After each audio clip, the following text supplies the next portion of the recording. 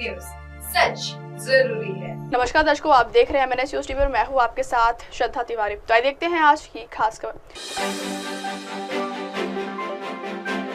अरुणाचल और असम में हो सकता है जल संकट, नए मुख्यमंत्री की तलाश तक केयरटेकर सीएम बने रहेंगे एनवीए। एरो इंडिया में CEO राउंड टेबल में बोले राजनाथ। तो आइए देखते हैं खबरें विस्तार से। अरुणाचल और असम में हो सकता है जल संकट।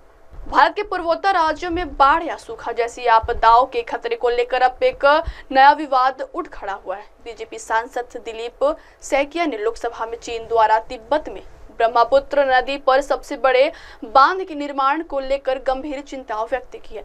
सैकिया ने यह मुद्दा सोमवार को लोकसभा में उठाया और सरकार से इस परियोजना को रोकने के लिए चीन के साथ द्विपक्षीय वार्ता की मांग की।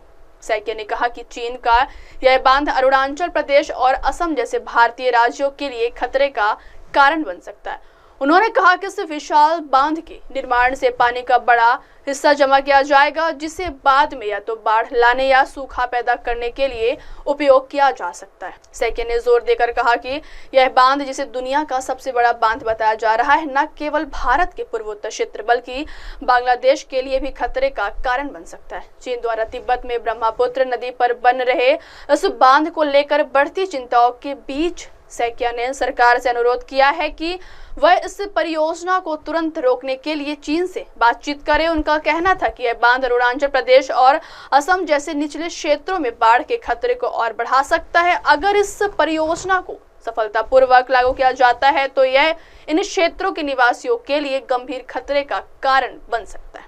अगली खबर, नए मुख्यमंत्री की तलाश तक केयरटेकर सीएम बने रहेंगे एन बीरेन सिंह। मणिपुर को जब तक नया मुख्यमंत्री नहीं मिल जाता है तब तक एन बीरेन सिंह केयरटेकर के सीएम बने रहेंगे। इस बीच मणिपुर में नई सरकार के गठन को लेकर संभावना तलाशी जाएगी। माना जा रहा है कि NPP और JDU समेत कुछ अन्य छोटे छोटे दलों को साथ लेकर सरकार बनाने का दावा कोई दल करता है तो उनको सरकार बनाने का मौका दिया जाएगा। चर्चा यह भी है कि अगर अगले हफ्ते या फिर 10 दिन में नई सरकार की संभावना नहीं बनती है तो केंद्र सरकार मणिपुर में राष्ट्रपति शासन लगा सकती है। मणिपुर में एन बीरेन सिंह ने एक दिन पहले यानी रविवार को मुख्यमंत्री पद से इस्तीफा दे दिया। इस्तीफे से पहले वो दिल्ली पहुंचे हुए थे और केंद्रीय गृह मंत्री अमित शाह और बीजेपी अध्यक्ष JP नड्डा से मुलाकात की थी। इसके बाद मणिपुर लौटते उन्होंने राज्यपाल से मुलाकात कर अपना इस्तीफा सौंप दिया। उनके इस्तीफे के बाद जब तक कोई नया सीएम बन नहीं जाता या फिर इस राज्य में किसी नई सरकार का गठन नहीं हो जाता है तब तक वो केयरटेकर सीएम की भूमिका निभाते रहेंगे। राज्य में राष्ट्रपति शासन को लेकर इसलिए संभावना जताई जा रहा है क्योंकि मौजूदा समय में मणिपुर में जो हालात बने हुए हैं उस स्थिति में शायद ही कोई दल सरकार बनाने के लिए आगे आए। अगली खबर, एरो इंडिया में CEO राउंड टेबल में बोले राजनाथ सिंह। कर्नाटक के बेंगलुरु स्थिति यलहंका एयरफोर्स स्टेशन पर एरो इंडिया का 15वें संस्करण का आगाज हो चुका है। केंद्रीय रक्षा मंत्री राजनाथ सिंह ने सोमवार को एशिया के सबसे बड़े एरो शो का रंगारंग उद्घाटन किया। एरो इंडिया 10 से 14 फरवरी तक आयोजित किया जाएगा। 5 दिवसीय इस भव्य आयोजन में भारत की वायु शक्ति के साथ साथ विदेशी अत्याधुनिक लड़ाकू विमान भी देखने को मिलेंगे। वही कार्यक्रम के उद्घाटन के बाद राजनाथ सिंह ने एरो इंडिया 2025 में CEO राउंड टेबल को भी संबोधित किया।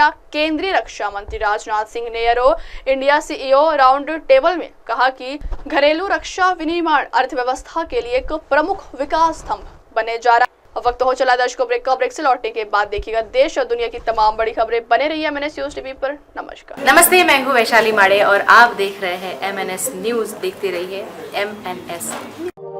आप देख रहे हैं MNS